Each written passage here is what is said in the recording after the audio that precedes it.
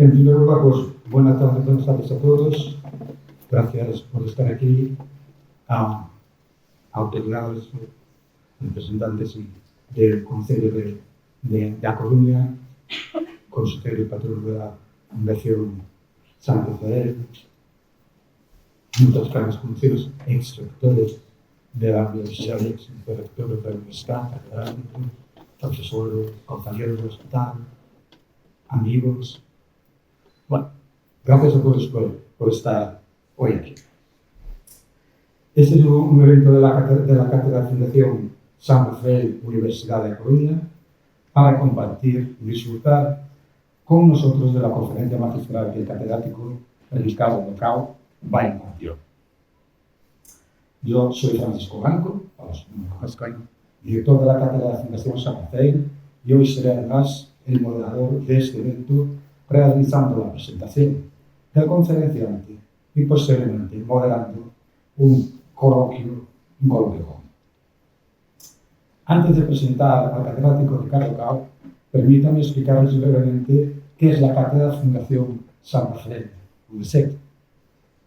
Es una cátedra institucional entre la Fundación San Rafael y la Universidad de La Coruña, que fue creada hace 5 años y está coordinada por el vicerrector de Investigación y Transferencia de la UNESEC, actualmente el profesor Jerónimo Puertas Agudo, la directora de la Fundación San Rafael, doña Dolores Estrada Tomás, y por mí mismo. La Cátedra Fundación San Rafael UNESEC es un instrumento que permite a la Fundación San Rafael colaborar con la Universidad de La Coruña. ¿Y cómo colaboramos? Pues en estos momentos convocando becas predoctorales, postdoctorales y de atracción de talento para que estos estudiantes se incorporen a grupos de investigación de la Universidad de La Coruña. También se convocan ayudas para financiar proyectos de investigación que están desarrollando los grupos de la Universidad de Granada. Además de estas actividades que van dirigidas a potenciar la investigación, la cátedra organiza foros, seminarios, jornadas y actividades de encuentro que permiten un intercambio de conocimiento, experiencias e inquietudes en el ámbito de la medicina y que facilitan la interrelación entre los diferentes actores de la sociedad. Y es por ello que anualmente organizamos una o 2 conferencias de impacto en el ámbito de la investigación biomédica. Es lo que nosotros denominamos conferencias magistrales. Y esta es la justificación de que este año, un año más, estemos aquí para escuchar al profesor Ricardo Cao, quien nos hablará del impacto de la ciencia de datos en la medicina. ¿Quién es el profesor Ricardo Cao? De forma resumida, y probablemente por el perfil de asistentes, pues muchos conocerán su excelente trayectoria su excelente trayectoria profesional. No por eso no hay que mencionar algunas cosas que... De forma resumida, he dicho así rápido, pues, el profesor Ricardo Cao es catedrático de Estadística, actual rector de la Universidad de A Coruña y desde luego un referente gallego y nacional de la estadística teórica y aplicada. Nació en Los Mayos, estudió bachillerato en un colegio dominicos, probablemente ahí empezó a hacer sus primeras cuentas. Hizo la licenciatura en Matemáticas en la Universidad de Santiago, sacó matrícula de honor en todas las asignaturas, es decir, en todos los cursos, todo. Yo esto lo tuve que ver 2 veces y confirmar seminarios que lógicamente me va a tomar. Y en este sentido parece que hay una anécdota, ¿no?, en que incluso alguna de las matrículas se le concedió realmente sin hacer el examen.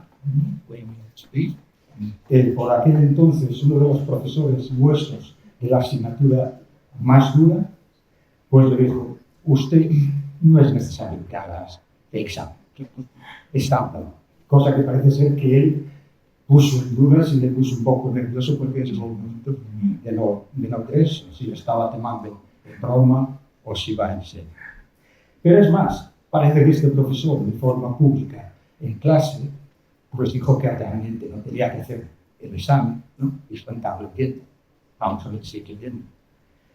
Porque, pues, merecería que el profesor le diese la mitad de su sueldo al profesor Ricardo Calla, porque le ayudaba a clase a resolver todos los problemas que él ponía en casa. O bueno, está acá, marca un poco el perfil del conferenciante que tenemos, que ya daba pintas de joven, de cuando iba a ir un poco su historia. Lógicamente, con este currículum pues fue premio extraordinario de carrera, primer premio nacional de fin de carrera, premio Ramiro Melendreas, que se lo concedió unos pocos meses después de conseguir la licenciatura. Es decir, que algo excepcional desde un punto de vista de estudiante hasta lo que es su licenciatura. Después, bueno, siguió lógicamente en el mundo académico, hizo su tesis doctoral en la Universidad de Santiago de Compostela sobre el método bootstrapping, estimación paramétrica de curvas. Lógicamente fue esa tesis premio extraordinario de doctorado, y además se publicó en una revista con muy alto nivel científico, que es Analysis Statistics, lo cual confirma que no solamente los que estaban en su entorno consideraban que el trabajo era excepcional, sino que a nivel internacional el trabajo fue considerado como excepcional. Su carrera también como docente en la universidad ha sido pues también precoz y meteórica, porque 2 años después de acabar la carrera pues ya es profesor interino, 2 años después, en el 93, es profesor titular, y en el 99 es catedrático de estadística. Probablemente yo creo que uno de los catedráticos más jóvenes de España en esta, por lo menos en esta especialidad. Es coordinador nacional del área de matemáticas en la red. Él fue vicerrector de investigación y transferencia. Aquí eso me dio en contacto con él de forma más estrecha, porque llega a formar parte del Consejo Rector de UNIVIC. Yo, como director científico de UNIVIC, pues ahí estuve unos años trabajando. Y como todos saben, pues, es el elegido rector de esta universidad. Desde el año 2020, y coincidente con la pandemia, pues es presidente del Comité de Expertos de Acción Matemática contra el Coronavirus. Esto también es un dato que yo creo que es relevante, y que probablemente a lo largo de su charla pues algo nos comentará Antonio Parabet. Y en el ámbito de trabajo, líneas de investigación y a lo que se dedica, pues en el campo más teórico, pues, sobre todo análisis de datos funcionales, supervivencia, postgrad, inferencia para Big Data, y siempre con aplicación en varios campos, pero uno de los que más destaca, que más le gusta, y de hecho donde más aplicado, es en el ámbito biomédico y de la biomedicina. Pero ha trabajado tanto en neurociencias como en genómica, en distintos modelos de educación, algunos otros están también hablando en el ámbito de la reumatología, de que siempre ha tenido interés en todo esto que me da vueltas en la cabeza, buscar la aplicación en el mundo del biomédico. Y desde el punto de vista de premios y distinciones, que siempre se deja así un poco para el final, los más recientes, pues bueno, Premio Nacional de Estadística en el 23, Medalla Ricky Abascal de la Real Academia Gallega de Ciencias en el 22, Medalla de la SEIO, Sociedad de Estadística e Investigación Operativa, en el 22, y otra cosa que, hombre, a lo mejor no es así tan bombante, pero seguro que también le gustó, es que fue el primer padrino de la primera promoción del área de Ciencias e Ingeniería de la PIS aquí en la ONU. Y esto, pues como ven, es un resumen de su currículum principalmente profesional, académico, que como se puede ver, pues tiene un currículum excelente y un nivel que yo creo que pocas personas y pocos humanos pueden dar. Si revisamos un poco y analizamos el currículum, que no es profesional, y a mí me gusta siempre un poquito la parte a la esfera no profesional, es decir, aficiones, gustos, etc. Hay una que luego que me gustaría compartir con todos ustedes, porque a mí me llamó la atención y decía, después, cuando lo estoy metiendo, pues lo entendí. Y es que es una cosa que es conocida y pública, porque él os lo ha demostrado en algunas veces, no voy a discutir nada que sea su pinche. Es el gusto y la afición que tiene a la poesía del estilo dinámico. Incluso compone este tipo de estilo y de poesía. Y este estilo de composición poética es un chiste versificado que nació en tabernas inglesas en el siglo XVIII y que se hizo famoso gracias a Edward Lear y que sigue vivo porque combina brevedad, musicalidad y picardía. Yo creo que es como una especie de requeifas gallegas pero a inglés, aunque desde el punto de vista métrico y tal no tienen nada que ver. Y desde el punto de vista musical tampoco. Nosotros tenemos más música nuestra. Es decir, ambas comparten el tipo de texto muy popular, con cierta musicalidad, ya digo, las letras más folclóricas, picardía y con reino. Ambos géneros nacen al calor de la reunión social, convierten la lengua en un juego, que no es eso que creo que París, de donde puede venir esa afición de convertir las cosas en un juego, incluso lo que parece que es opuesto a los números y a las letras también, y que además celebran la astucia verbal, como las reglas, donde un candidato se enfrenta contra otro para ver quién es más astuto verbalmente diciendo cosas. Como ven, el conferenciante es una caja de sorpresas y yo, sin más, quiero darle paso al profesor Ricardo Kawa, quien nos va a hablar hoy sobre el impacto de la ciencia de datos en la misma. ¿Pasó?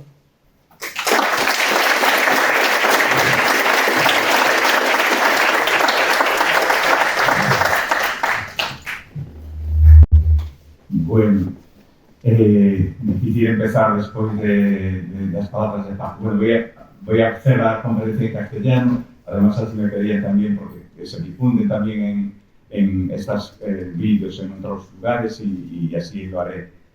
Gracias, Paco, por tus palabras. Muchas gracias a la Fundación San Rafael, a la Cátedra, UDC, Fundación San Rafael, Loli, Javier, gracias a todas y a todos, Paco, por tus palabras, como decía, a todos los que estáis aquí hoy, y un poco abrumado por la presentación que ha hecho Paco. Curiosamente, sobre los Limerick, va a ser la primera vez que voy a ir a Limerick dentro de unos días, por algo que tiene que ver con el rectorado, y entonces podré ver in situ los Limerick locales, ver dónde se supone que se originan estas composiciones. Bueno, el título es el que nos comentaba Paco, el impacto, bueno, me puedo dejar aquí esta presentación, me seguís escuchando, claro. El impacto de la ciencia de datos en la medicina. De lo que voy a hablar hoy aquí un poquito es, obviamente, consecuencia del trabajo de muchas personas, como casi todo lo importante en esta vida. Y en particular, tanto de colaboradores del grupo de investigación al que pertenezco y que coordiné durante muchos años, modelización, optimización y inferencia estadística, eso es lo que significa MODES, que veis ahí, otros muchos colegas, muchos y muchas colegas del CITIC, y también de muchos otros institutos de investigación, obviamente del CHUAC, del LIC y de otras instituciones también de investigación. Me gustaría dar una visión personal basada en mis propias experiencias, que por tanto es sesgada, como casi siempre en la vida, cuando uno se fía de lo que conoce más, y también basado en algunas emociones y sensaciones, porque yo creo que, bueno, en particular, creo que la mayoría de las investigadoras, los investigadores, nos dejamos guiar también muchas veces cuando elegimos nuestros temas de investigación, cuando nos apasionamos por lo que estamos haciendo, también del aspecto más emotivo y de las sensaciones. Bueno, ¿qué es la ciencia de datos? Antes de entrar en esa parte más personal, más emotiva. No hay una definición, digamos, universalmente reconocida, porque, bueno, es un término que no se usa desde hace tanto tiempo, aunque ya existen congresos ya que empezaron a acuñar el término ciencia de datos pues a principios de este siglo, incluso alguno en el siglo pasado, siglo XX. Podríamos decir, aquí vemos un esquema, podríamos decir que la ciencia de datos se halla un poco en la intersección entre la computación, la ciencia de la computación y la tecnología de la información, las matemáticas y la estadística, y el dominio de aplicación o el dominio de negocio al que se supone que se está aplicando esa ciencia de datos. Está un poco en la intersección de las tres partes, aunque evidentemente entre cada parte de ellas pues nos encontramos el machine learning o las técnicas de aprendizaje máquina, que es una de las partes más importantes de lo que hoy llamamos inteligencia artificial. La inteligencia artificial tiene una vida ya muy larga, creada pues, a mediados del siglo pasado, pero la que está teniendo más auge últimamente es el aprendizaje máquina.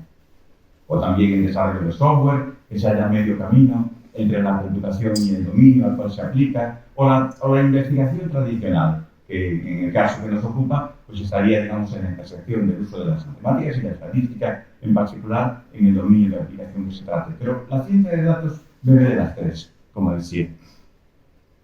Bueno, lo personal tiene que ver con lo que yo viví o me sentí, sobre todo cuando estaba en quinto de carrera. Por aquella época, en la Universidad de Santiago, existía una especialidad de estadística e investigación operativa en los 2 últimos años de la carrera.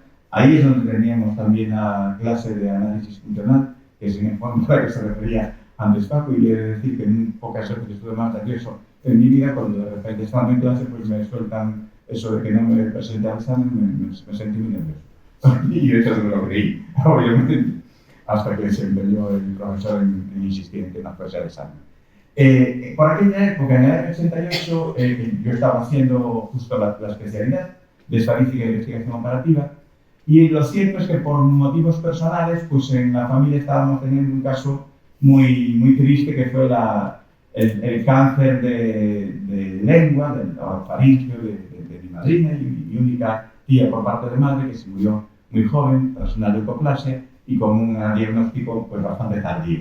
Y desde luego cuando quien me dirigió la tesina, que en aquel momento no era obligatoria, algo así como el trabajo fin de grado actual, pero en entonces no era obligatorio, cuando uno hacía en particular en Santiago y la licenciatura en matemáticas, que fue Venceslao González Manteiga, Bensis para todos los estadísticos gallegos, diría yo. Y cuando él me dijo ¿en qué te gustaría hacer la tesina? Pues a mí me llamó mucho el análisis de supervivencia, que no deja de ser más que una parte de la estadística que se preocupa por el análisis de cosas que ocurren en el tiempo, pero muchas de ellas motivadas por problemas reales de supervivencia de seres humanos, aunque tiene aplicaciones a muchos otros campos.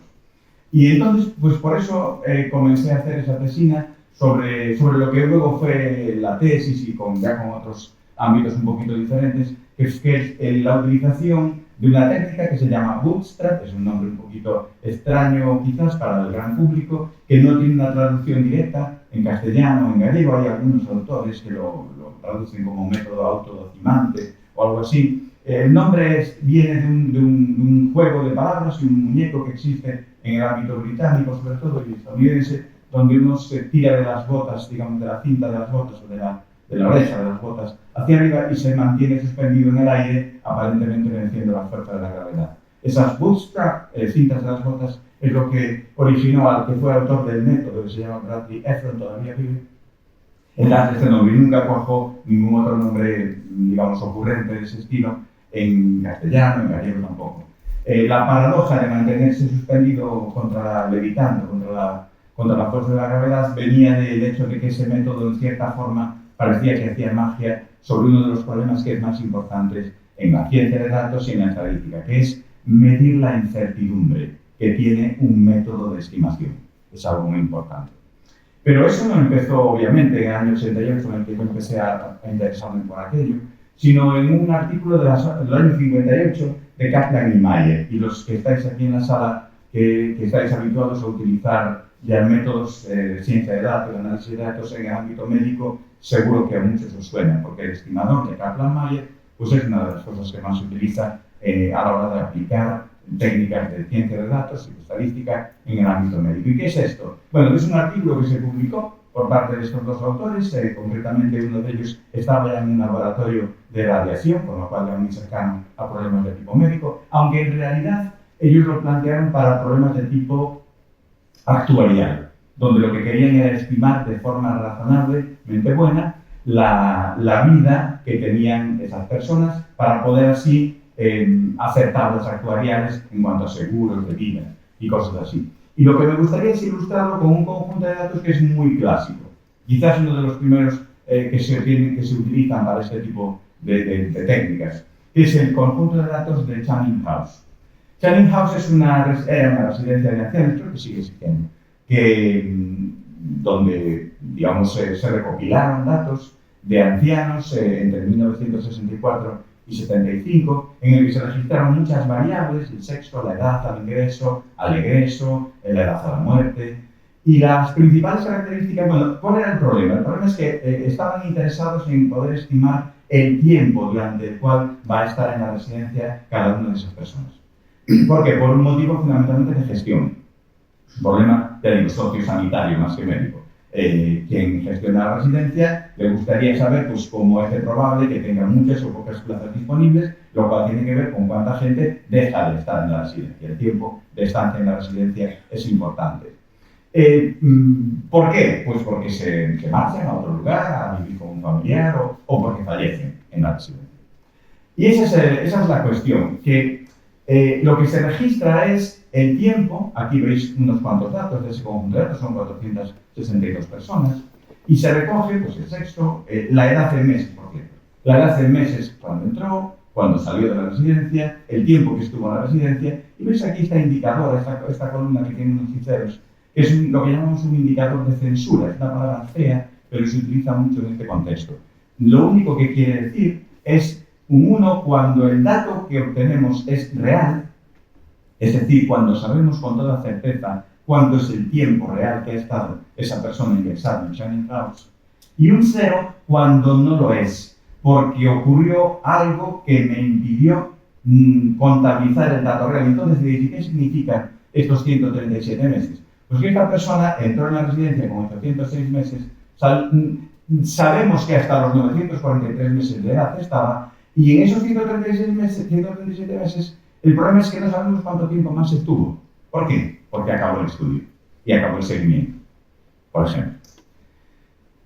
Esos datos que se llaman censurados, lo que producen es un efecto muy interesante, que es que no podemos tomarlos como un dato genuino con igual valor que cualquiera de los otros, porque son límites inferiores de lo que realmente hubiera estado esa persona en la residencia.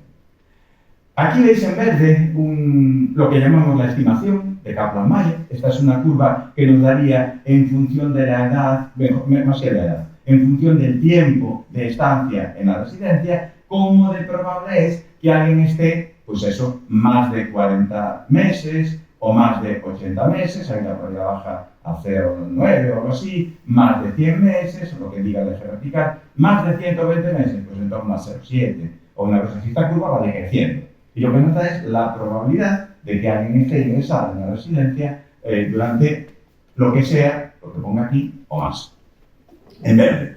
Y veis a su lado pues unas franjas, unas bandas, digamos que la rodean, que son lo que llamamos bandas de confianza. Precisamente de eso iba mi tesina, de cómo construir estas bandas de confianza de la forma más precisa posible. Porque esas bandas de confianza lo que nos dan es una idea de cuánta incertidumbre existe en esta estimación. Es decir, con estos 400 y pico pacientes nos dio esta curva, pero si hubieran sido otros, ¿qué podría haber ocurrido? Entonces esta banda de confianza lo que recoge es eso. ¿Cómo de probable es que, en vez de ser esto, sea algo un poco distinto? Bueno, pues cualquier curva que esté contenida en estas dos bandas de aquí sería igual de buena, por decirlo así, para reflejar lo que los datos nos encuentran.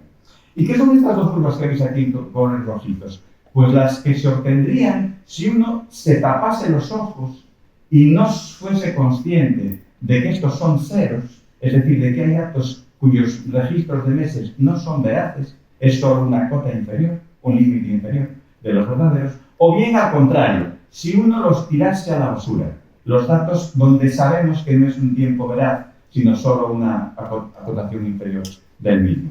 Entonces, en ese caso, lo que estáis viendo es que las curvas de supervivencias construidas de esa forma un tanto naif o un tanto sin conocer este fenómeno de la censura, arrojan estimaciones totalmente distintas de estas que son buenas estimaciones, as veis aquí en verde. Por comentar algunas otras cosas que de nuevo tienen que ver con el análisis de supervivencia, me gustaría mencionar brevemente un caso con los datos de trasplante de corazón de Stanford. Son 103 pacientes admitidos en el programa de trasplante de corazón en este periodo que estáis viendo aquí, de octubre del 67 a abril del 74.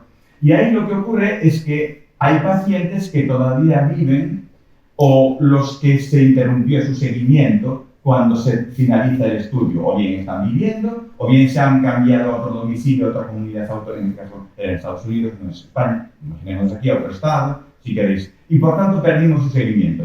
Entonces, de nuevo, aparece la censura en este contexto. Y aquí podéis ver de nuevo pues, el estimador de Kaplan-Meier, este clásico del año 58. Ya veis otra estimación alternativa, que la verdad no es muy distinta, pero es como un poquito más fina. Estos saltos que se producen aquí se reparten de una manera un poquito más fina, que es precisamente en lo que consistió pues, la aplicación de un par de tesis doctorales que tuve el placer de dirigir, la de Amalia Jacome, que me pareció verla por aquí antes, y también Iñaki López, donde lo que se hacía era utilizar métodos como un poco más finos para estimar mejor, de forma más precisa, digamos, más eficiente, esa curva de supervivencia. Y aquí quizás un pequeño inciso, el siguiente. ¿Qué es esto de estimar de forma más eficiente o más precisa? A veces ponemos el símil de un estadístico o un analista de datos estimando una cantidad que desconoce la verdadera, pero trata de con los datos acercarse a lo mejor a ella, con lo que ocurre con un lanzador de dardos cuando lo que quiere es dar al centro de la diana. Cuando uno atina en el centro de la diana es como si el estimador, cuando uno construye esa forma de estimar, está atinando perfectamente en el valor desconocido de la población. Pero a veces uno se equivoca y lanza el dardo un poco lejano. Entonces, un método estadístico es más eficiente cuando el lanzador de dardos está mucho más cerca, en general, de la diana que otro lanzador que está pues, más disperso, digamos así. Porque hay otra eficiencia que también surge mucho en el análisis de datos y en la ciencia de datos, que es la eficiencia computacional, no la estadística. La eficiencia computacional, en este esquema del lanzador de datos, tendría que ver con lo rápido que es capaz de lanzar datos esa persona, porque así lleva muy poco tiempo realizar cada uno de esos lanzamientos. Pero en este caso es más eficiente desde el punto de vista estadístico, a eso me refiero, con este estimador. Precisamente en este caso, donde a raíz de la tesis de Amalia, precisamente veíamos cómo extender a otro problema que es la estimación de la densidad de probabilidad, pues podéis ver estas tres curvas. La que me gustaría comentar un poco más es la que veis en granate, discontinua, el estimador local lineal, la estimación local lineal de la densidad. Y de nuevo son las duraciones, los tiempos de supervivencia tras el trasplante. Y aquí veis que solo esta curva granate es capaz de detectar esta especie de dos subpoblaciones, llamamos nosotros. Una zona con alta densidad de probabilidad, en torno a 70 meses, esto está por cierto en escala logarítmica, por eso no vais viendo que aumente pues, de 10 en 10 o simplemente va dando saltos más abruptos, porque está calculando el logaritmo de los tiempos. Entonces hay uno en torno a 70 meses y otro en torno a 1400, 1500 meses, que vendrían siendo como las dos subpoblaciones de cuál es el tiempo de supervivencia modal para cierto tipo de trasplantados y otro cierto tipo de trasplantados. Muy diferente, como veis. Trasplantados que, desgraciadamente, al cabo de pocos días, no, 10 meses, y años, no sé si 10 meses, creo que sí. Al cabo de relativamente pocos días, pues fallecen. Y otros donde, efectivamente, su tiempo modal de supervivencia es bastante superior. Obviamente son datos que hace muchos años, voy a decir. Y volviendo precisamente a una de las cosas que me motivaba a mí, con el tiempo acabamos aplicando muchas de las técnicas que proponíamos a problemas, en este caso de cáncer de cavidad oral y orofaringea, que fue una tesis de Iñaki, con datos del Hospital de Cruces, del Servicio de Cirugía Oral y Maxilofacial, datos de los años 90, donde aquí lo que ocurre es que había un porcentaje muy alto de censura, un 63 casi % de censura, es decir, una gran cantidad de datos en las que no sabemos el tiempo realmente que esa persona ha sobrevivido en ese cáncer que estamos hablando, sino que ha habido alguna otra causa que me ha impedido ver el tiempo, porque felizmente vivió mucho o porque ha ocurrido un cambio de domicilio o algo que haya perdido el registro del mismo y demás. En ese caso muestro simplemente 4 curvas, de nuevo del estilo de las que antes mostraba, pero aquí la diferencia fundamentalmente es que son supervivencias, lo que llamamos nosotros condicionales, es decir, cuando uno introduce información relevante, en este caso de 2 variables, la variable edad, solamente categorizada en 2 clases, más o igual de 65 años o menos de 65 años, y la variable TNM, que lo que hace es categorizar el estadio del tumor a partir de su tamaño, el número de nodos linfáticos y también la existencia o no de metástasis. Entonces está categorizado de 1 a 4 y, por ejemplo, la curva que está en negro corresponde a personas de más de 65 años y con estadio 1-2, así la verde menos de 65 años, estadio 1-2, así sucesivamente. Y veis que evidentemente esas variables tienen una importancia muy grande en la supervivencia, porque efectivamente decae mucho más rápido en unos casos que en otros. De ahí la importancia. En otros contextos no médicos en los que no me quiero parar, pero esto por poner un poco el contrapunto a lo que decía antes Paco, la mayoría de las técnicas estadísticas, por mucho que se propongan para un dominio de aplicación concreto, y en general en la ciencia de datos pasa eso mismo, uno acaba encontrando otras situaciones reales de otros ámbitos científicos totalmente dispares en los que hay de aplicación. Y ese es el caso de los datos censurados que originalmente estaban muy pensados para problemas de supervivencia de seres humanos o de otro tipo de seres vivos, pero se utilizan ahora muy frecuentemente y con bastante éxito en riesgo de crédito, en estimación de que un crédito deje de pagarse tras unos ciertos años pagándose bien, o la estimación de tiempos de desempleo hasta que se encuentra trabajo. Y de hecho, una de las tesis que tuve el placer de dirigir junto con otro colega del grupo de investigación iba sobre el tema de riesgo de crédito. Hay otro fenómeno que es muy habitual en los datos de tiempos de vida, que es el truncamiento. Y también el sesgo por longitud o por tamaño. Los problemas de sesgo pueden ocurrir, por ejemplo, en realidades totalmente distintas de la medicina. Si queremos estimar cuál es el tamaño de los rebaños de ñus en África, tomando fotografías aéreas, pues es muy fácil que ese procedimiento tenga mucho sesgo, porque uno se fija cuando el rebaño es medianamente grande, o incluso no queda oculto por una masa arbórea cuando el rebaño es medianamente grande. Cuando es muy pequeño es mucho más probable que quede oculto. ¿Y eso qué significa? Que hay un sesgo en la propia toma de datos, porque la probabilidad de ser capaz de observarlo depende de la propia tamaño de la variable que quiero medir. En otro contexto, que ya es el que nos motivaba a nosotros, esto mismo pasaba, pero con un caso mucho más extremo, que es el retraso de notificación en SIDA. Uno de los problemas que existía en el SIDA, sobre todo en los años 90, era el gran retraso que había desde que se diagnosticaba un caso hasta que se reportaba. Y esto tenía un impacto muy grande en muchas cosas, pero en particular en la determinación de cuántos casos de SIDA estaba habiendo pues, en un cierto periodo temporal.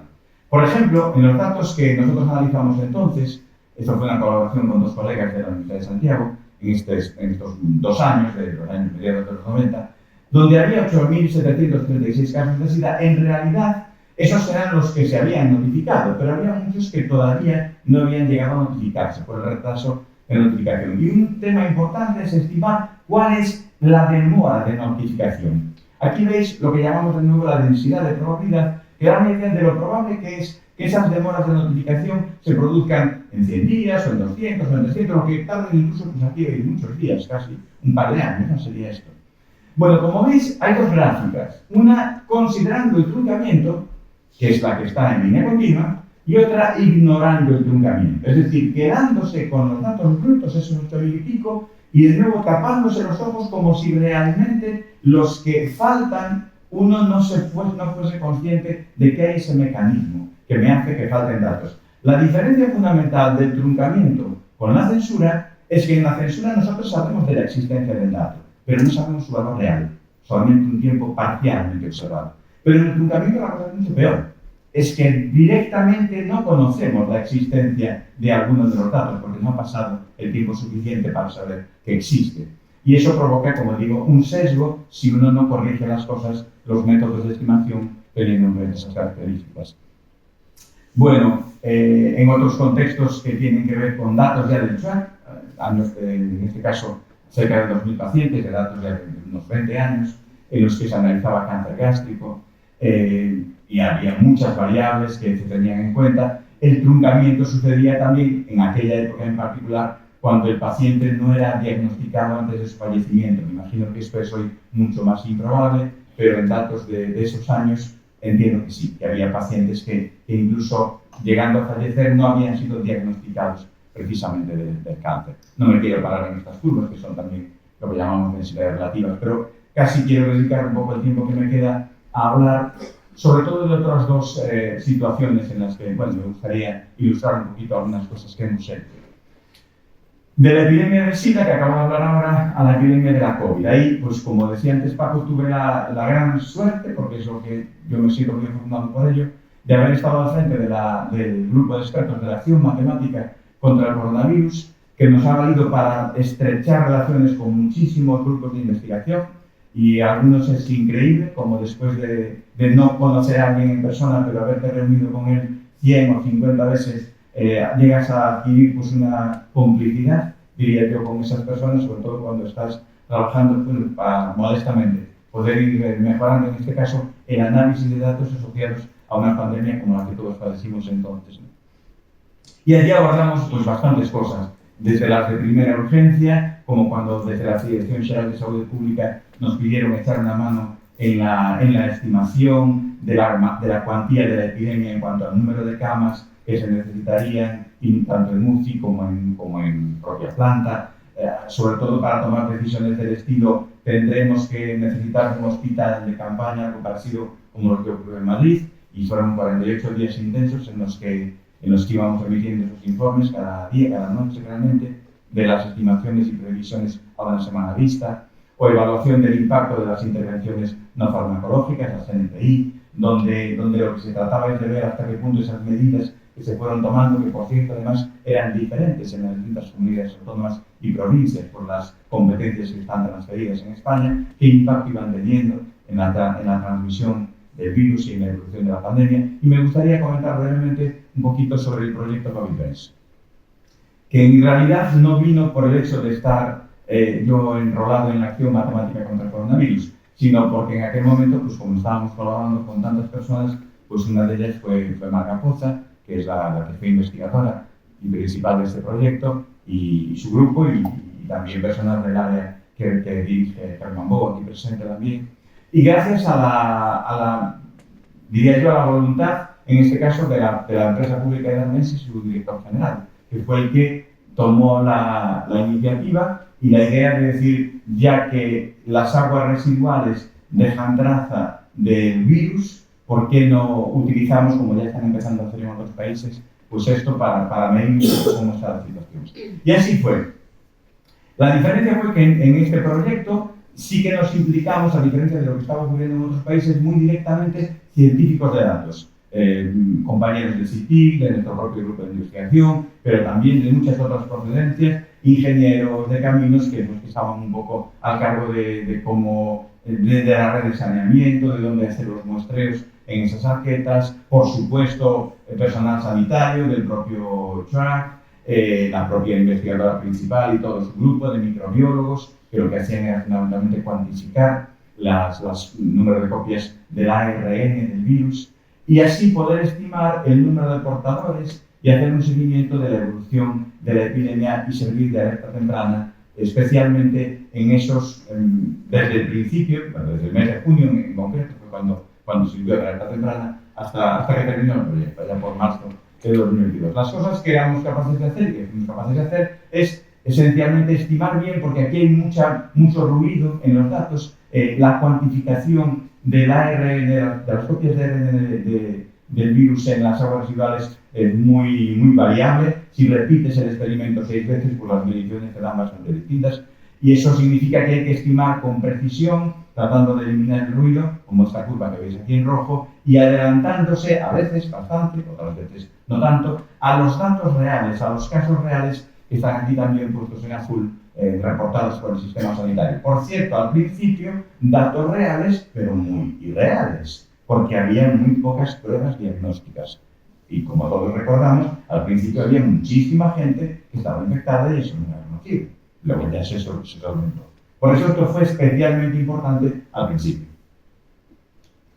Aquí veis curvas como las que antes citaba, pero ahora concello a concello, ayuntamiento a ayuntamiento, de los 5 municipios que desaguan sus aguas residuales en la Darmense: Arteixo, Oleiros, Cambre, A Coruña y Culleredo. Por cierto, ahí había cosas muy curiosas, como lo que pasaba en el concello de Arteixo, curiosamente los fines de semana, que era una bajada muy grande de la carga vial, aparentemente atribuible a aquel hecho de que no acudían a trabajar a algunas de las empresas de ese concello que generan llegadas en miles de personas y que por tanto no acudían y no, digamos, no utilizaban los servicios de la enfermedad donde ellos trabajaban porque no estaban allí trabajando directamente. Entonces, cosas sociológicas y algún análisis de datos que no tienen ya tanto que ver con la pandemia, sino con el uso del agua por parte de las personas también se vino como consecuencia, digamos casi sociológica de lo que analizamos en esos datos.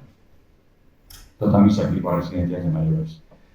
Me gustaría destacar que a partir de mayo del año 2021, con ayuda también de colegas de la Universidad de Vigo, el grupo de David Posada, y se secuenció el genoma de SARS-CoV-2 en muestras recogidas en las aguas residuales para la identificación de mutaciones, sobre todo para las variantes. Como sabéis, empezó la alfa, la delta, luego Omicron, muchas cosas que ocurrieron en el medio.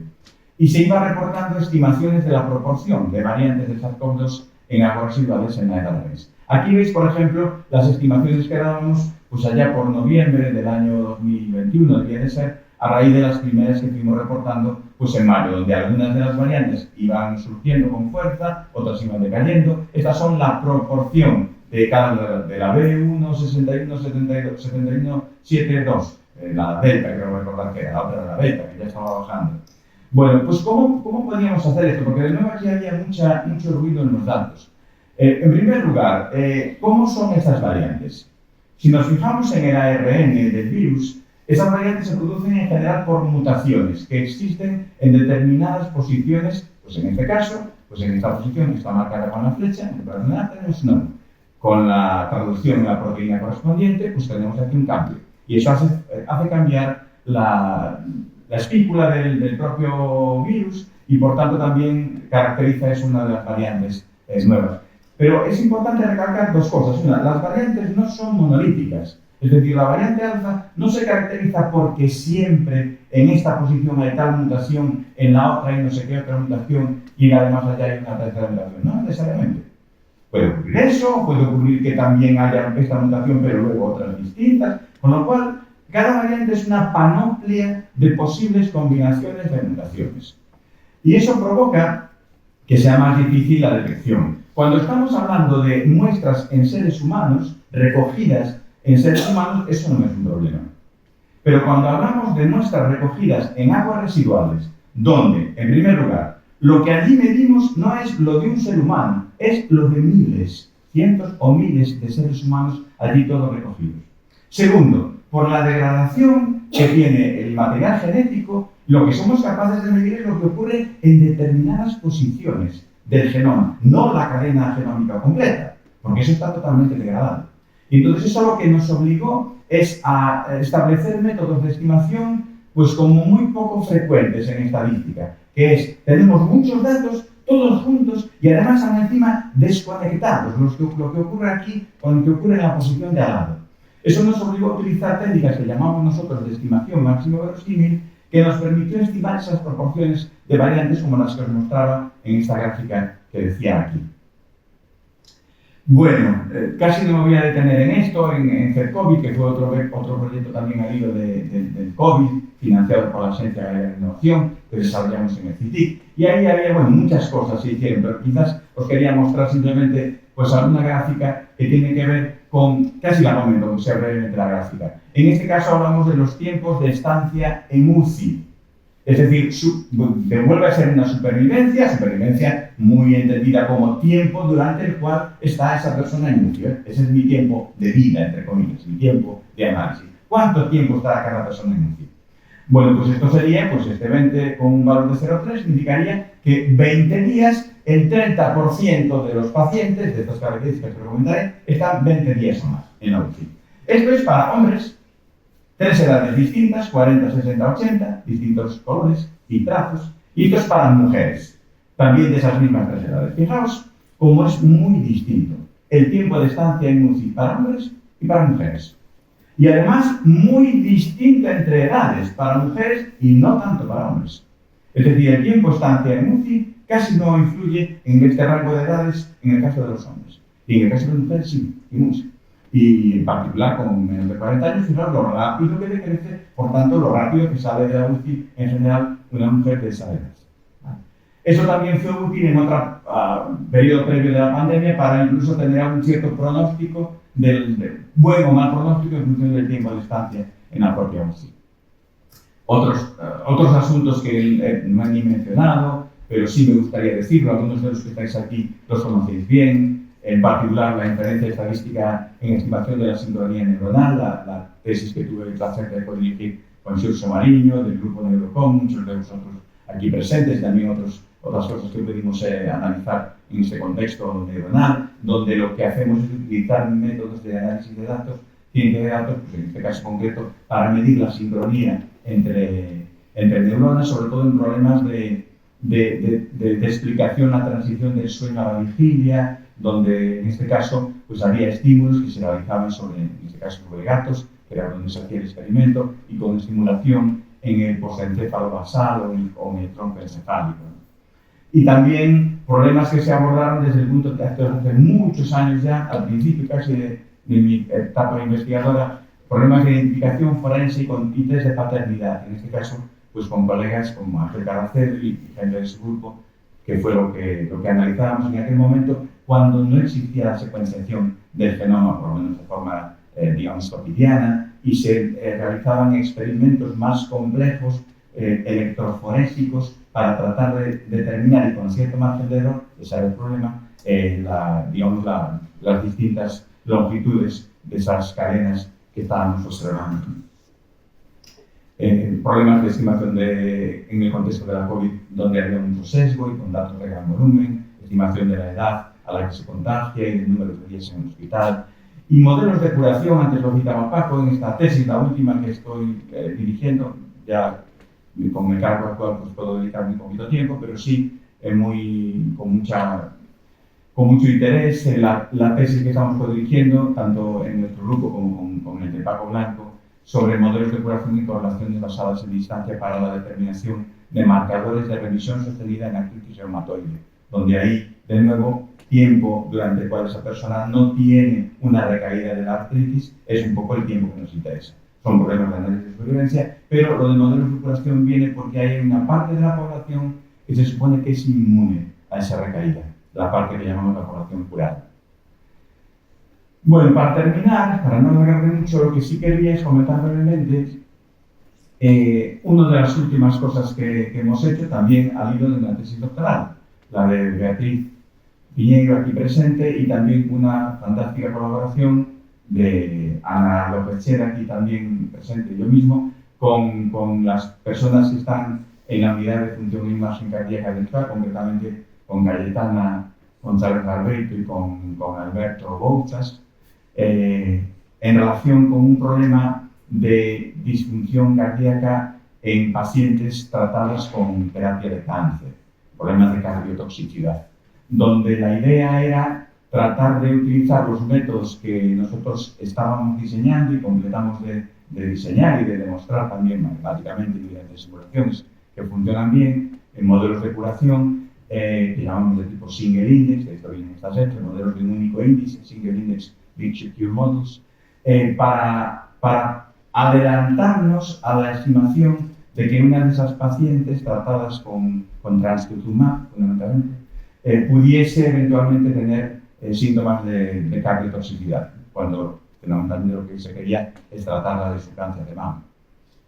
Tenemos 531 pacientes en el conjunto de datos recogido. Bueno, esto es un poco una ilustración de lo que hay aquí detrás. Y ese es el estimador de Kaplan-Meier, como antes que mostraba, donde se puede ver que hay clarísimamente, pues realmente una proporción muy alta de las pacientes durante todo el periodo de observación de más de 4.000 días, no han llegado a presentar, afortunadamente para ellas, ningún síntoma de cardiotoxicidad. De ahí un poco lo que antes comentaba, vuelve a ser un modelo que llamamos de curación. ¿Por qué? Porque uno supone que hay una proporción, y en este caso nada desdeñable, afortunadamente, de la población que nunca experimentará ese problema de cardiotoxicidad. Pero hay en torno a un 20% o algo así que sí.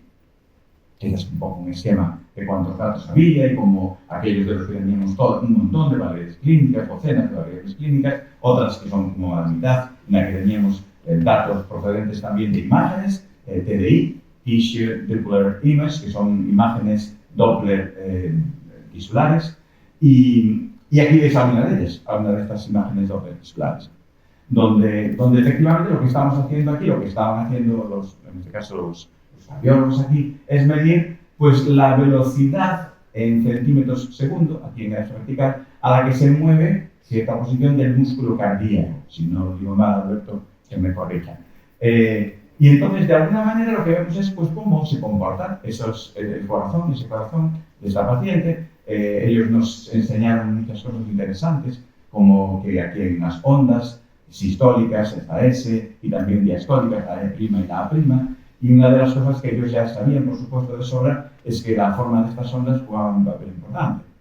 Y lo que tratamos de hacer es, conjuntamente con ellos, porque esto fue una labor, bueno, que llevó su tiempo, es en primer lugar ver cómo podemos resumir estas imágenes fisulares de Doppler de pacientes en curvas, en funciones, porque cuando nosotros llamamos curvas muchas veces nos referimos a funciones y que son pues, cosas como esta roja que veis aquí, es decir, resumir para cada valor del instante de tiempo en el que estamos observando, pues un único valor en el eje vertical, esta línea roja que va diciendo que va recogiendo de un lado a otro. Por cierto, con carácter bastante periódico, porque es lo que ocurre entre dos latidos consecutivos, se vuelve a repetir aproximadamente lo que ya ocurrió.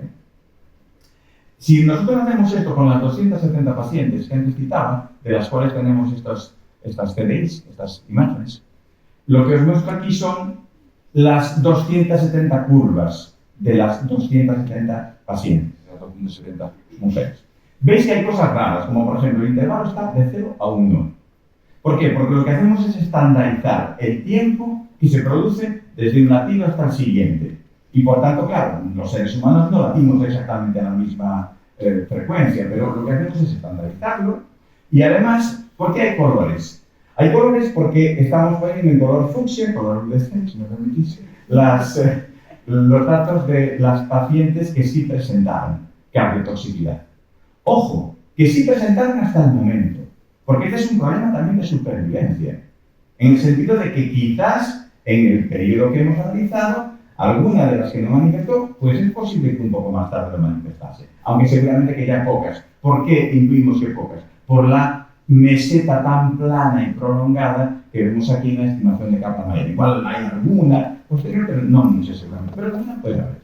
Y entonces aquí lo que estamos viendo son esas 27 pacientes con sí cardiotoxicidad, cómo fueron sus curvas, digamos, de velocidad del músculo cardíaco frente al tiempo.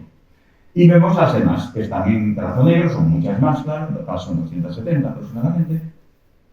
Y la pregunta que yo os diría, si queréis no clara esta imagen, la pregunta viene aquí, es, ¿tienen un patrón diferente las funciones obtenidas a partir de las imágenes Doppler de aquellas que provienen de pacientes con y sin cardiotoxicidad? Porque esa es una de las cosas que nos preocupaba, porque si tienen patrones diferentes podemos usar esos patrones para lo que venía luego. O dicho de otra forma, ¿tienen un patrón diferente las curvas que están en color negro y color fucsia? Voy a volver a poner. ¿O es fruto del azar? Y la pregunta es esa. ¿Las curvas fucsia y las negras tienen algún patrón diferente? ¿O es fruto del azar que, bueno, nos habrá salido de una forma, otras de otra, pero son diferentes? Esto no es fácil de responder, sobre todo en situaciones como esta, pero podemos, digamos, entremezclarlas de alguna forma al azar para cambiar la pregunta a la siguiente. Vamos a entremezclar al azar las curvas y vamos a crear curvas fucsia al azar, 27 de ellas, y las demás las mantenemos en negro. Y entonces la gran pregunta es, si yo hago esto, este conjunto de datos que vemos aquí se diferencia mucho de los otros que han sido obtenidos al azar, las 27 fucsia y las restantes. Esa es un poco otra manera de preguntar lo mismo. Y aquí podéis ver en estas 10 gráficas, 4 en esta pantalla, 4 en esta otra, 2 en esta otra, podéis ver 10 gráficas donde hay una que realmente se corresponde con lo que ha ocurrido en la realidad.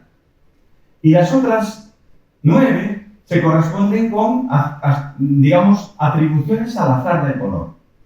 Y yo os preguntaría, ya que las estoy pasando, ¿en cuál de estas os parece ver una diferencia mayor entre las que son fucsia y las que son negras? A ver, en esta, ¿alguien ve diferencia? En esta otra conjunto de 4, no sé si alguien ve gran diferencia entre ellas.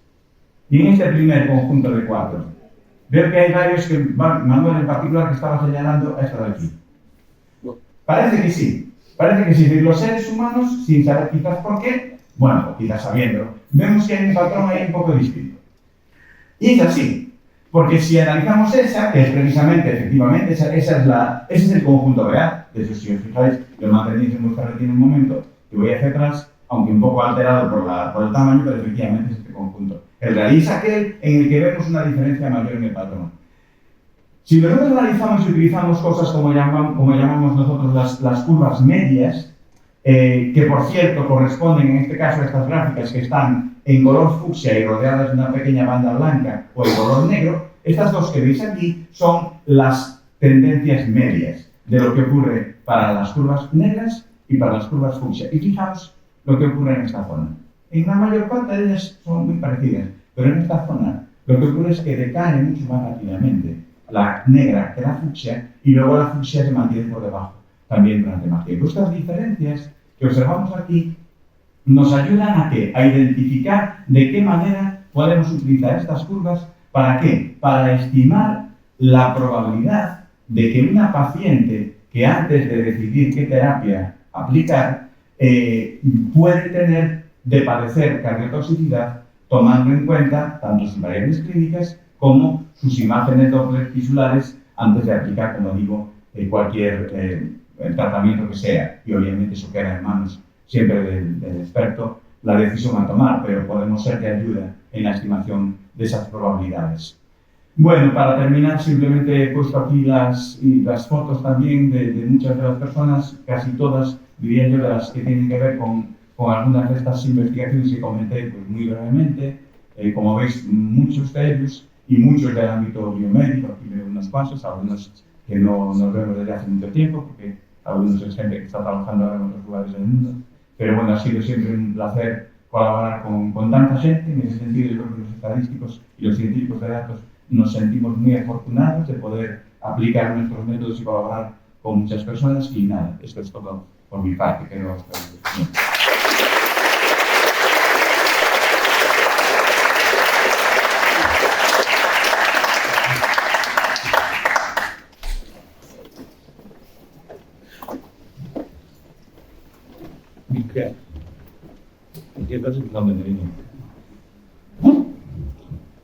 Bueno, pues muy bien.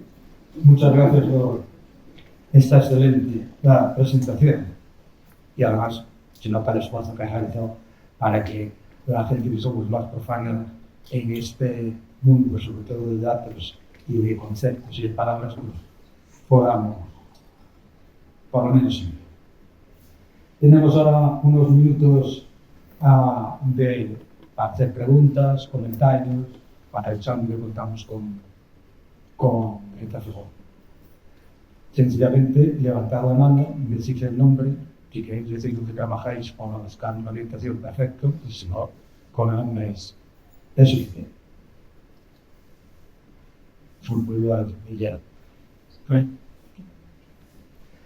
A ver, hay dos palabras ahí, yo no las conté, pero seguro que las contaría, que siempre que se habla de esto sale con frecuencia. Uno es la incertidumbre y otro es los datos. La incertidumbre es algo con el que vivís. Y que tenéis que vivir. Sin embargo, sois gente, en general, ¿no? Si os manejáis en el mundo de los datos, que os gusta mucho la exactitud y la incertidumbre, manejarse en ese territorio tiene que ser difícil. Por eso trabajáis en mejorar la incertidumbre. Sí.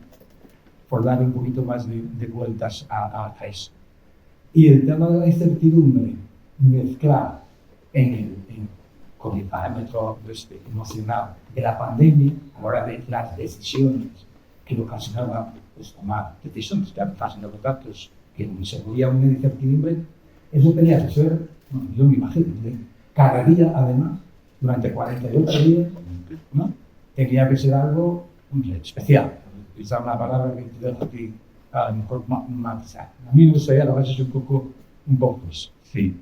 Bueno, tienen muchas vertientes a pregunta que me haces.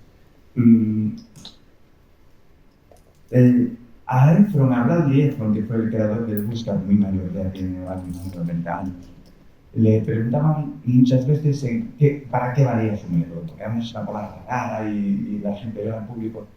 Y decía, en estadística hay dos cosas muy importantes. Una es el análisis de datos, lo mismo digo. En primer lugar, crear un algoritmo que con los datos se supone que te dé una información muy cercana a lo que es real. Y hay otra cosa que también es muy importante, que es saber la incertidumbre que tiene eso. Eso que tú das como una estimación de algo, ¿cómo de fiable es? Para estos segundos es para lo que valen las técnicas como la técnica Bootstrap. Y eso es a lo que nos dedicamos gran parte de la vida, diría yo, muchos de los científicos de datos, sobre todo los estadísticos. ¿Por qué? Porque lo que tratamos es de hacer métodos que sean más fiables, que tengan menos incertidumbre y sobre todo cuantificar la incertidumbre de los que ya existen, los que proporcionamos nosotros también. Eso es una cosa que puede parecer así un poco, pues oye, qué triste, ¿no? Pues es algo realmente para nosotros muy interesante ser capaces de producir esos métodos que son cada vez más fiables. Es como un reto muchas veces, a veces de la propia realidad, la forma en la que se supone que se generan los datos. Por ejemplo, lo que yo os mostraba antes con Channing House, con métodos absolutamente sencillos, pero que no detectan ese problema de la censura, automáticamente estás infraestimando el tiempo de estancia en Channing House, porque te crees que las personas han estado lo que aparentan estar. Entonces es como un juego, quizás, en ese sentido para nosotros. Luego está lo que vivimos en situaciones como la pandemia. Eso fue muy distinto, totalmente distinto, porque ahí no teníamos el tiempo ni de estar investigando sobre métodos nuevos para mejorar algunas de las cosas. Es verdad que problemas que allí se vieron motivaron luego a hacer metodología nueva. Pero allí lo que se trataba era de, con los métodos existentes y de la mejor forma posible, tratar de dar respuesta. Nosotros no teníamos nunca esa responsabilidad de tomar decisiones, como es lógico. Que eso no me quiero ver en el papel que seguramente algunos de los que están aquí, estáis aquí presentes, pues habéis tenido que tomar cuando es el médico que tiene que tomar decisiones sobre a quién poner un respirador, o eso tiene que ser terrible. Pero nosotros lo que hacíamos era pues, dar la información lo más fiable posible, eso sí, claro. Y lo que sí yo creo que hubo en el ámbito científico en general, una eclosión de ayuda. Esto lo voy a contar, aunque no sé si debería. Cuando nosotros estábamos trabajando en la acción matemática contra el coronavirus, pues al principio fue un rebumbio total, porque claro, estábamos realmente organizados los matemáticos, es una cosa que tenemos, organizar. Y entonces, claro, estábamos intentando también ser de ayuda. Y en una de las múltiples contactos que tuvimos, acabamos recalando pues, con una bodilla, si era el secretario de Estado o algo así. Entonces nos respondió a mí completamente, y se le colaron pues, algunos correos que iban en medio, de unos a otros y tal. Entonces nos hizo mucha gracia porque decía algo así: mira, te paso este correo de estos matemáticos que quieren ayudar y además no quieren cobrar nada. Y nos sentimos muy honrados en el sentido de que como muchísimas otras personas, pues queríamos colaborar pues desinteresadamente y ayudando a cuantificar, en este caso, esa incertidumbre de forma lo posible. No sé si respondí de toda Sí. a lo que me... Bueno, supongo que además... bueno, hay una pregunta por ahí. Un poco tú. Hola, Ricardo. Surtus. ¿Qué tal? Se oye, sim. Un pouco, así nada. A primeira é moi humana, probablemente un pouco fora de lugar, pero o culpable, non se me a palabra, é o señor Blanco García Guetesón. Como levaste esa patología das todas as matrículas? O de patología vai entre comillas, é a retranca. No, eso le vendo ben porque eso en gran medida foi todo azar tamén. É dicir, un pode estar moi preparado, pero normal é que podas ter un mal día, pois a mí non me sucedeu moito, prácticamente eso, pero podía terme sucedido, porque hai moita máis xente que vai preparada para os exames. O que le máis foi o episodio que comentaba do o de estar na aula e de repente, ustedes non se non se profesionalidade. Porque eso, ao principio pensei que era por outro motivo. Por que non podo examinarme? Que me metan para recibir unha cosa. Pero non, outro ben, coa naturalidade que ten estas cousas, porque a verdade é que na Facultade de Matemáticas había un bo compañerismo. Eu estaba con dos colegas que ainda que non se fan a miña promoción, pero sí, creo que Que profesor foi, por recordar aquele tempo que andaba en farmacia, aquel en facultades? Que profesor foi, por recordar? Pois era o profesor que daba análise funcional. Análise funcional. Eso non quero dicir que Pablo Carpintero, era o seu nome. Pablo Carpintero. A segunda é un pouco máis concreta, falaste dos métodos que utilizastes para o COVID.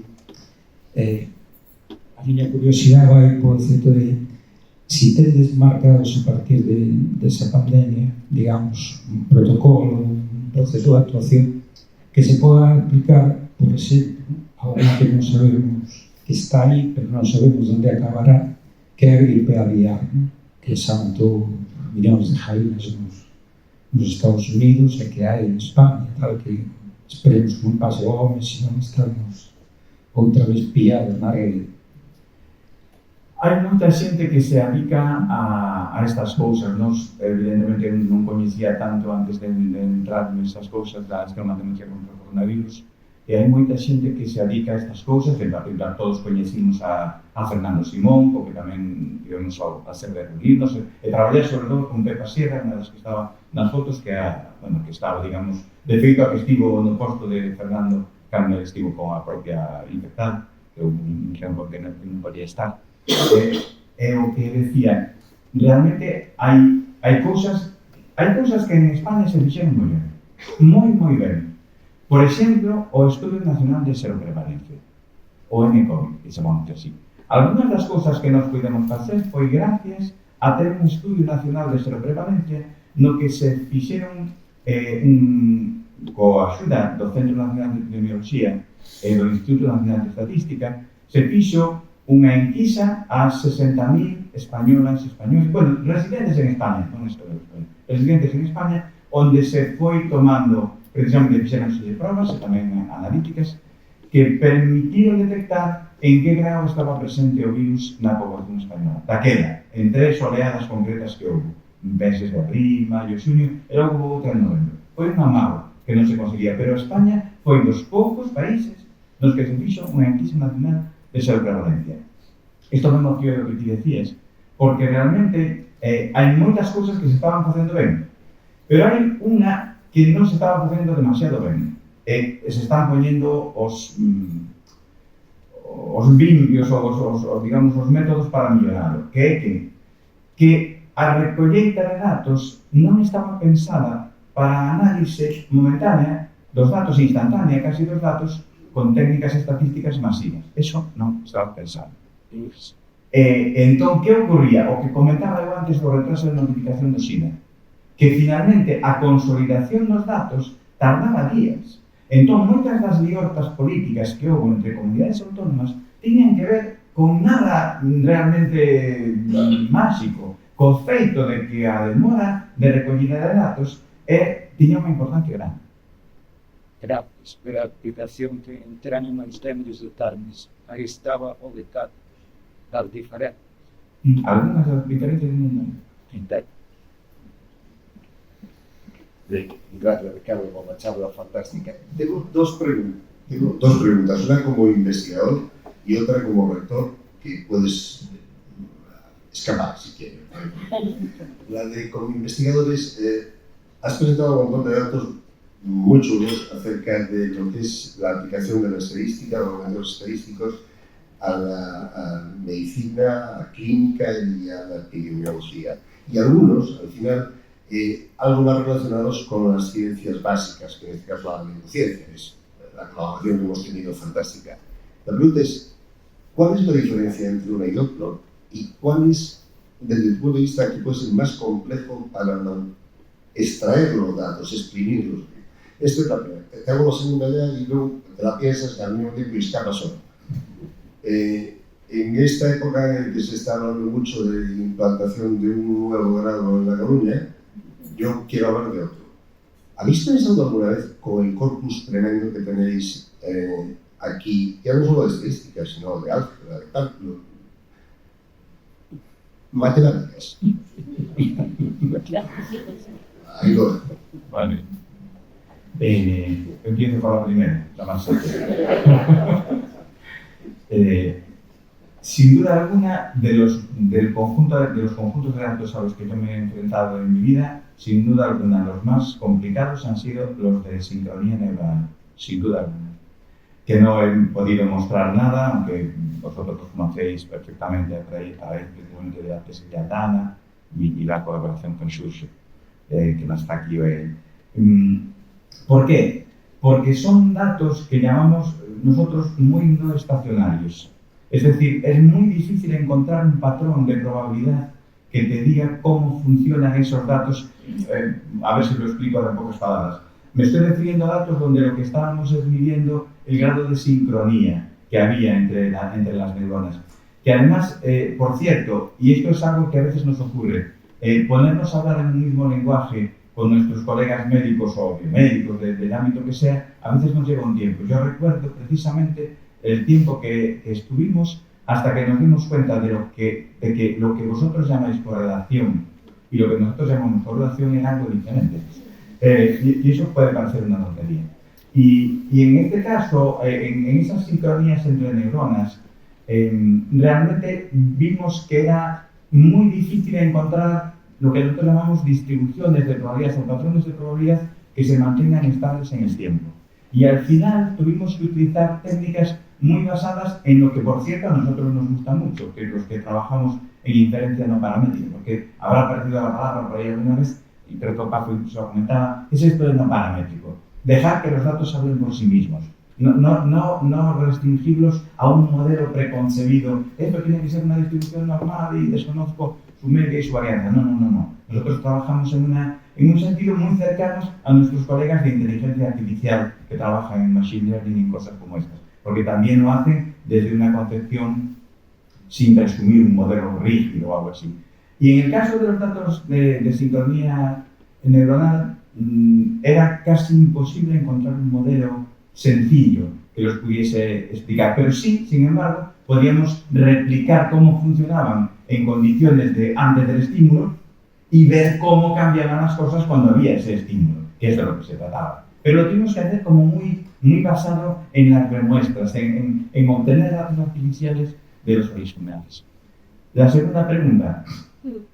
Nunca se ha suscitado de forma, yo diría, miro para mis colegas matemáticos que en esta universidad hay unos cuantos, incluso para quien fue director hasta hace unos días del departamento de matemáticas. Yo creo que nunca se ha suscitado de una forma explícita eso. Es verdad que con los tiempos pues cada vez hay más necesidad de formación de matemáticos. Esa es la verdad. ¿Qué ocurre? Pues que aquí los matemáticos nos hemos adaptado mucho al medio y hemos tratado de servir de ayuda pues, a muchas otras disciplinas, me refiero a los que estamos en la Universidad de La Coruña, y en particular pues muchos de ellos de los originales se fueron reciclando hacia áreas de inteligencia artificial, computación. Fue el caso en el principio, digo para José María, porque aunque él se mantuvo en el área de álgebra, pero muchos colegas del mismo pues migraron hacia esas otras áreas. Otros nos hemos mantenido en áreas más clásicas de las matemáticas, estadística, inteligencia operativa, matemática aplicada, pero siempre colaborando y sirviendo de utilidad en otras titulaciones. En informática, por supuesto. Ahora mismo hay unas cuantas que tienen una componente más cercana a la matemática. Antes mencionaba la ciencia e ingeniería de datos, obviamente tiene mucho más corpus matemático, pero que es la informática en general, la inteligencia artificial, que es un grado nuevo que tenemos entre las tres. El de ciencia y ingeniería de datos está implantado en nuestra universidad. Bueno, es algo que no hay que estar cerrado a ninguna posibilidad, pero en este momento, pues no ocurre pues, lo que ocurre en otros grados, que tengamos pues eso, 400 de entrada y 3.000 solicitantes que muchos de ellos no consiguen entrar y se tienen que ir fuera. Eso tanto no está ocurriendo por lo menos en el grado de matemáticas. No sé si por esto.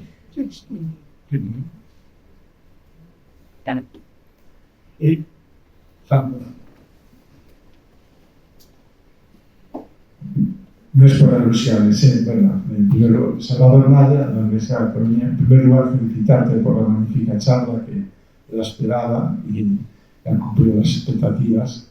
Y la pregunta va un poco por el tema, incluso casi con Paco Blanco, que además es conocedor del problema, con el tema de los doctorados, ¿no? Porque has presentado unos casos de éxito, que además también conozco, de personas a las que dirigiste la tesis y que son del ámbito médico, pero sin embargo no es nada fácil que los médicos se doctoren, pese a que todos les llamamos doctores, ¿no? Porque tampoco se lo puntúa mucho luego para su promoción en el hospital, y ahí hay como un divorcio, ¿no? Y por un lado estamos, a las que antes los matemáticos trabajamos un poco a coste cero y además nos encanta trabajar con datos de hospitales. Sin embargo, es muy difícil llegar a codirigir o dirigir tesis con los médicos porque, bueno, tienen su función principal, que es curar a los enfermos. Entonces, en ese sentido, sí se ha hecho en la parte industrial, los doctorados industriales, que además sabes que bueno, pues, ya están desarrollados y si hay casos en las tres universidades, ¿no? Aquí en Galicia, en toda España, pero no hay un caso similar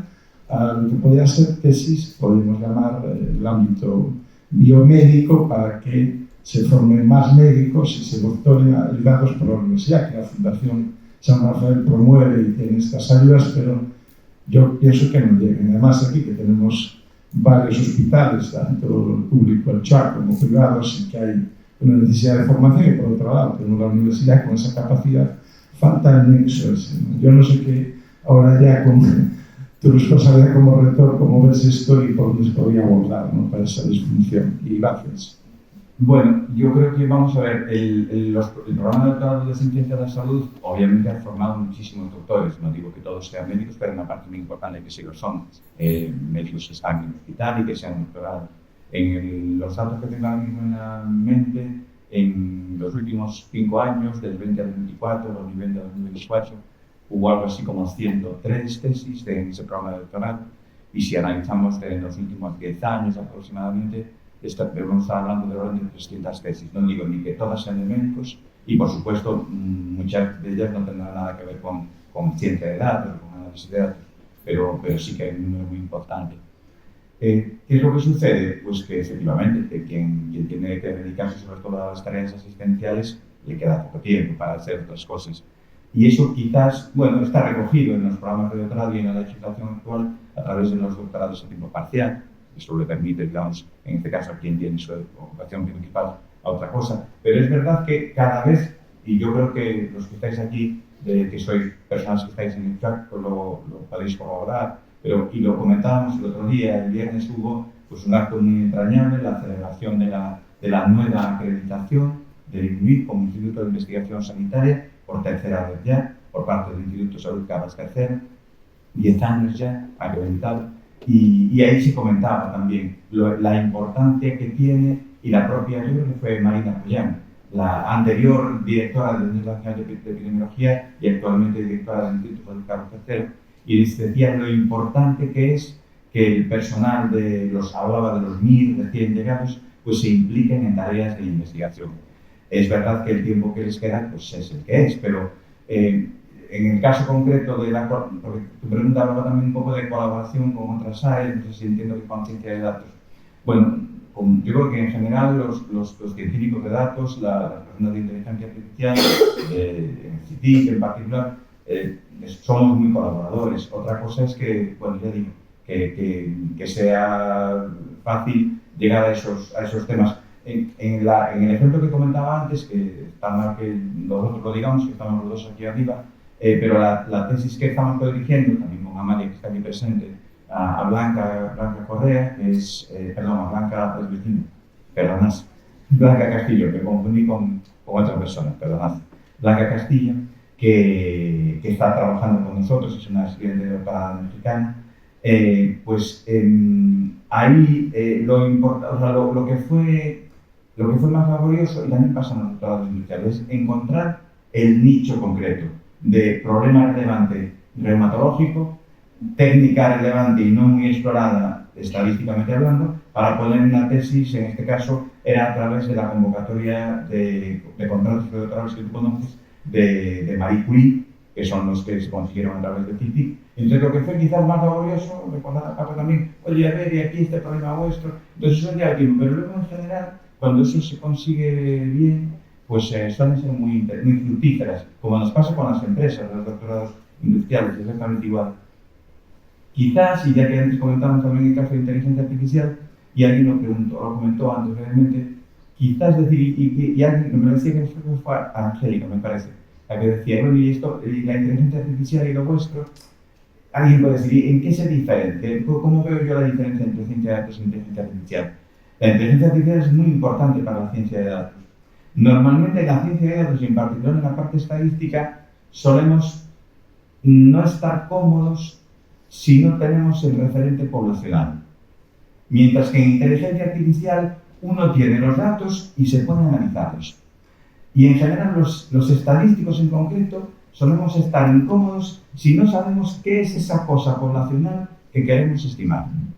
Y de ahí que nos preocupemos por proponer algoritmos, que no son más que métodos de estimación, que luego nos peleamos por demostrar que matemáticamente funcionan y también ilustrar su buen comportamiento en situaciones reales y con datos simulados. Y esa quizás es la diferencia, la intranquilidad que tenemos los estadísticos y los científicos de datos más clásicos en saber cuál es el referente poblacional, porque eso nos ayuda a ver si el proceso que genera los datos está perturbando la observación y por lo tanto si me provoca el tener que definir algoritmos de otra forma, más rebuscada. Yo comprendo que son necesidades distintas. ¿Alguna pregunta más? Vamos a volver ahí. Pues en la línea de los datos, creo que el tema siempre surge el tema del dato y que en realidad no está bien recogido el dato y es un problema a la hora de analizar y crear y conseguir buenos resultados. ¿Se está haciendo algo? No, se acabó la tira. Se está haciendo algo a nivel nacional o a nivel universitario para mejorar la recogida de datos, que la gente, los profesionales que están trabajando y generamos datos, los recojamos de forma correcta o mejor para mejorar la calidad de esas bases de datos y que vosotros podáis trabajar. Merecería la pena crear una asignatura en algún sitio, en alguna de las carreras o en áreas de las ciencias, o incluso dentro de un máster, donde merezca la pena perfilar y mejorar, porque yo creo que esto es una fuente de error enorme. A mí me pasa un poco como lo comentabas tú ahora con el tema de la inteligencia artificial, que cogen datos, se meten a trabajar con ellos sin más. Eso que les pasa, por supuesto, hacen filtros para intentar ver que realmente los datos están bien recogidos, que cumplen unas condiciones. Pero aún así, cuando te salen cosas que ves y dices, todo no, es difícil de entender, a mí me crea también la incertidumbre, angustia, sosiego, que me genera más confusión y más trabajo después a la hora de seguir ese proyecto adelante. Entonces no sé si mejorar esa recogida de datos y enseñar a la gente que es importante recoger los datos y cómo hay que recogerlos, porque al final creo que tiene que ser importante. Sin duda que se están haciendo cosas, en particular en el Sistema Nacional de Salud, a raíz de la pandemia, se ha puesto un énfasis grande en la recolección de datos y en la mejora de su calidad. Tampoco soy totalmente optimista en que esto signifique que no vaya a haber problemas de sesgos, por ejemplo, en los datos, porque los retrasos de notificación, antes lo comentaba, es una fuente constante de sesgos. Pero en casi cualquier problema real existe. Hay un ejemplo muy interesante que yo lo comento porque una de las tesis doctorales que tuve el placer de dirigir y que luego también aplicamos a corrección de los sesgos en COVID, concretamente en la estimación de la edad de contagio en COVID, tiene que ver con un problema que se motivó, bueno, por muchos ejemplos, pero uno de ellos que es muy conocido es lo que ocurría en Boston. El Departamento de Tráfico de Boston creó una aplicación para móviles que era muy útil para ellos porque si la instalas con algún tipo de ventaja, el móvil la tiene residente y cuando detecta que tu móvil se va desplazando a una velocidad que es compatible con ir en un vehículo, se activa y lo que ocurre es que cuando el móvil pega un movimiento muy brusco, que lo detecta con el acelerómetro, es una sospecha de que haya un bache. Entonces envía las coordenadas geográficas y no invade nada de tu intimidad porque simplemente autoriza a eso, que cuando es en movimientos adultos. Entonces, estaban muy contentos en el Departamento de Tráfico de Boston, hasta que se dieron cuenta, eso era muy útil para, digamos, planificar la reparación de los baches, hasta que se dieron cuenta de que la muestra de localizaciones geográficas era enormemente sesgada. ¿Por qué? Porque ¿quién instaló la aplicación? Personas de mediana edad, en barrios mejor, digamos, tratados socioeconómicamente, pero en barrios más depauperados, gente de edad mayor, pues eso no va a encargo. Entonces, de forma natural, se produjo un sesgo en los datos que no había nada que los estuviera, pero simplemente el hecho de quién instaló la aplicación produjo un sesgo. Y este es un ejemplo muy interesante porque hay métodos que lo que hacen es tratar de corregir esos sesgos. Lo importante, al final, aunque evidentemente los métodos automáticos, la inteligencia artificial, sin guiar por el ser humano, tienen un amplísimo recorrido y va a revolucionar el mundo, pero casi siempre suelen quedar situaciones en las que el ser humano necesita poner también su grano de arena y su reflexión sobre, bueno, estos datos que estoy obteniendo, ¿cómo se han generado? Eso que los genera es neutro, o realmente produce sesgo eso que lo estás generando. Los ejemplos que ponía antes de fotografía aérea de rebaños en África es uno de ellos, pero hay muchos otros, algunos que tienen que ver con la vista. Muy bien, pues muchas gracias, Ricardo. Y para finalizar, a mí me gustaría hacer una cosa que a lo mejor es un observador, no lo sé. Ayudado por una IA, y retocando la IA, con dándole mi toque personal, pues hemos preparado de la IA y yo, lógicamente, pues unas secuencias de IK que resumen un poco, o intenta resumir un poco el currículum que leí inicialmente. Es cortito, 2 minutos y lo leo. En Coruña surgió un profesor que en datos halló su fervor. Con Bootstrap y Dato levantó gran relato y hoy manda en la U como rector. De Santiago volvió con honor, matrículas 10 sin error. Su tesis brilló, el ANAS la citó y la SEU le aplaudió con clamor. Si el virus llegó a amenazar, Ricardo salió a modelar.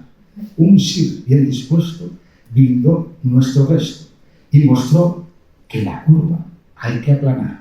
Obsesión tenemos. Es aquí. En la cátedra late un motor, San Rafael y la U, gran tenor. Empresa y saber se dan a querer y a cabo la ovacionan con ardor. Un aplauso.